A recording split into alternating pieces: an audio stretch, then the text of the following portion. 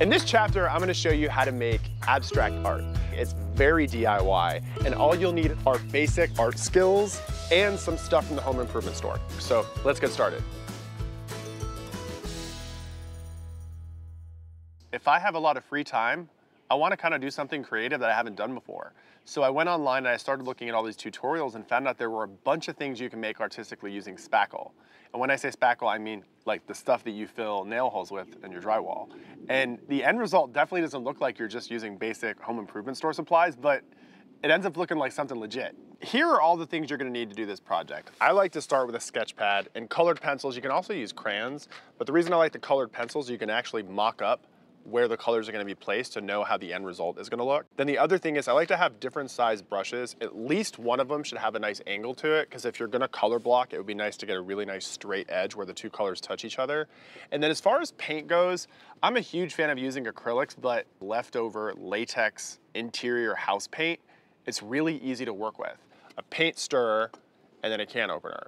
And then the reason for painter's tape is it's gonna give you really perfect lines when you block the colors together, so this is an important supply. And then the most important part of all of it, aside from a store-bought canvas, is going to be the spackle. I love quick drying spackle, which dries between 15 and 30 minutes, and it comes colored. So when you apply it, you can see that it's fresh, and then as it dries, it loses its color and becomes white. So it actually helps you realize like how much time is left until the actual spackle dries or not.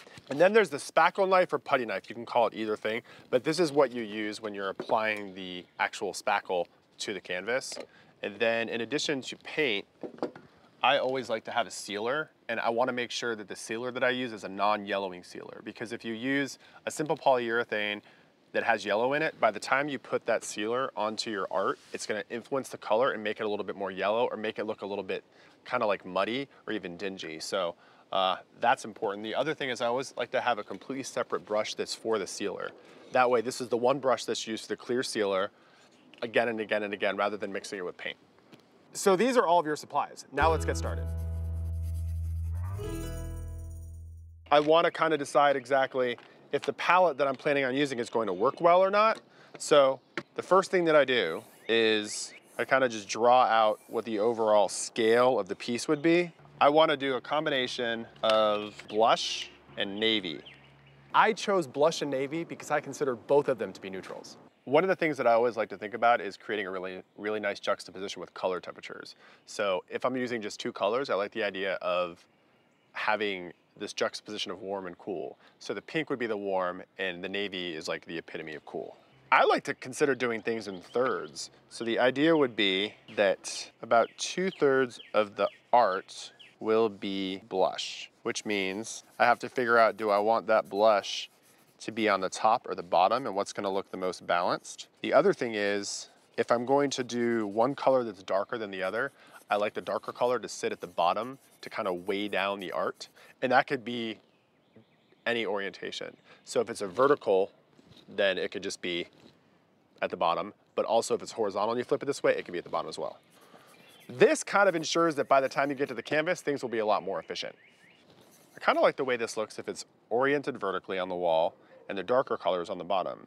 But then I also try to think about, will it still be balanced if I hang it the opposite direction? That gives me a lot of options. And that's one of the things about interior design is I feel like if you leave things kind of loose, it allows you to like change things up over the years and keep refreshing a room. So I'm officially sold on 1/3 being navy, 2/3 being pink. The next thing I'm going to get ready to do is to texturize the canvas. The reason the texture is so important is it's the element that adds visual depth to the canvas and it allows it to jump off the wall. The first thing I'm gonna do is block the colors using painter's tape. Then just dip your putty knife into the spackle and start spreading it on. There are a lot of different directions you can go when you're texturizing the canvas. You can create something that is more of an understated look, that's more plaster effect, where you're just seeing just a little bit of variation. And that tends to be a less is more look. But there's really no wrong or right way to do it. It's more about just like shaping the spackle. I like the idea of getting really chunky with it because I want to be able to see the texture from across the room. like anything that almost looks like an accident, that is the part that by the time you add color and sealer to it, that's where the character comes into play. You can be more uniform in your approach too. So if you love the idea of like strokes or arches, it's just a matter of like repeating it again and again till the majority of the canvas, like at least 80% of it is actually covered with the spackle. And I try to make sure nothing looks super consistent. I want it to look very random, and I want there to be like all these different areas where things are kind of smudged, things are built up, some areas are totally without the spackle. And then once it's all dry and the paint comes on it, all of those different surfaces are going to be unified. It's going to be much more cohesive. But for example, I love this right here. This is what I'm going for. Just like the super randomness of it all. This is like reliving all those years when you were little and you were told you can't do that because you were going to make a mess. This is you being an adult and saying, hey, I'm going to make that mess right now and it's going to look good. All right, when you get to the painter's tape, I like to go down to it and over the actual tape itself. The fact that I'm getting it onto the painter's tape means that it's getting right down to that exact area where the two meet. And it's going to give me a more precise line once the tape comes off. All right, so this is my stopping point. In about 20 to 30 minutes, it's all going to dry. And when the spackle turns from pink to white, we'll know it's dry and ready for paint. All right, so the thing is you don't technically have to use a paintbrush to do this. You can actually use a roller if you want, but this sounds kind of weird, but I feel a little bit more like an actual artist if I'm using a brush. I feel like I'm just a designer painting a wall if I have a paint roller in my hand. So I'm gonna use a more stout brush. You don't need like a really long handle on it because the point is to get the paint into all these little crevices. All right, so this part is a little bit more exact. Here's where we create a really nice fine line between where the texture ends and the flat canvas begins. And that is the reason I love an angled brush. A lot of people get an angled brush, and when they're trying to get a perfect line, they go like that. It turns out the way you're supposed to do it is to go against the point. What it does is it creates this really rigid, perfect line, and it kind of holds the paint in so that it doesn't start to feather out. All right, so the pink is gonna take some time to dry. This is coat number one. It definitely needs 2 coats. Now it's time for me to flip it over to the flat canvas area that's gonna get navy blue. And the thing is, I don't need the painter's tape anymore because the painter's tape did its job. It created a perfectly straight line where the texture starts and begins. I'm gonna just take the blue all the way to that line. And it's a natural stopping point because there's a differentiation in the levels. The reason I'm using a larger brush with a longer handle is because I'm just brushing this onto a flat canvas with no texture at all, which means I can actually do way more coverage and be more efficient with a larger brush because I'm not getting into all the crevices anymore. So see, the larger the brush, like the fewer brush strokes you need.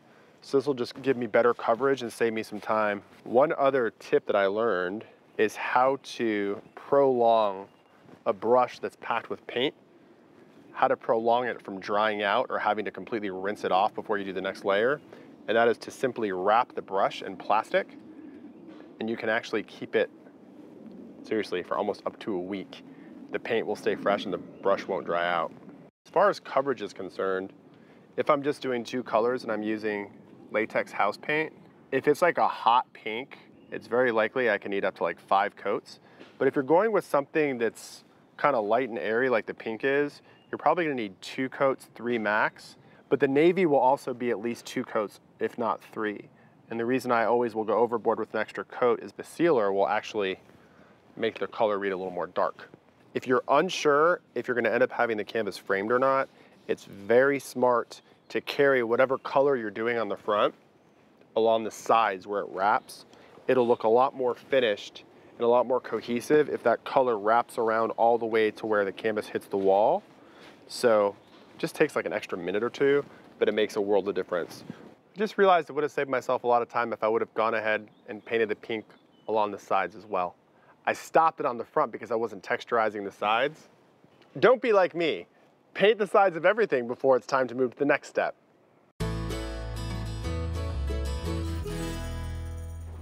The next step is to seal your painting. It adds one more protective layer to the art itself so things won't get into it. Once the sealer goes on, at first it might look kind of milky, but it dries clear.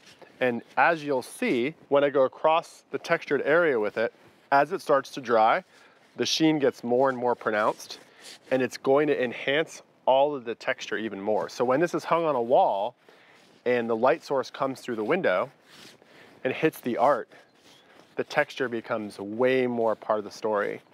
And usually you only need like 1 coat of sealer. 1 coat of sealer usually does the trick, but 2 coats of sealer sometimes actually exaggerates the texture a little bit more. So totally up to you. There are a few other things you need to know about sealer. You want to look for one that says non-yellowing. The thing is, if it has a yellowing quality to it, you're going to end up having a little bit of a yellow or a beige haze on top of your colors. And the reason that I am telling you about this is I have definitely made the mistake of using yellowing sealer and went from having like a bright green canvas to a brown green canvas at the end. You want to be a little mindful of your brush strokes because you can get super streaky. And when you get super streaky on the flat canvas, it shows, whereas up on the textured area, it kind of fades into the texture. I take this back to the sun, let it dry. This is also the point where you can kind of figure out, hey, do I want to frame this or not? And that's the reason that I mentioned painting the sides. If you decide not to have it framed and you don't want to spend the money, when the color's wrapped all the way around the sides, it kind of has more of a finished look, but I love the idea of adding a frame to this. I think it turned out great. I really, really love how exaggerated all the texture is. I hope you had fun. I certainly did. I find painting super therapeutic. So to me, this was like a really great way to like release some energy. But the other thing that's great is the instant gratification. Not only do I feel like super calm, now I have something awesome to hang on my walls that I didn't spend thousands of dollars on at a gallery. In this chapter, I show you how to make a do-it-yourself piece of abstract art. And if you're just kind of patient and you know how to use a paintbrush and you can use a spackle knife on canvas, I mean, you can make something that looks pretty high-end. By the time this goes on the wall, people will think you bought it at a gallery. It's a win all the way around.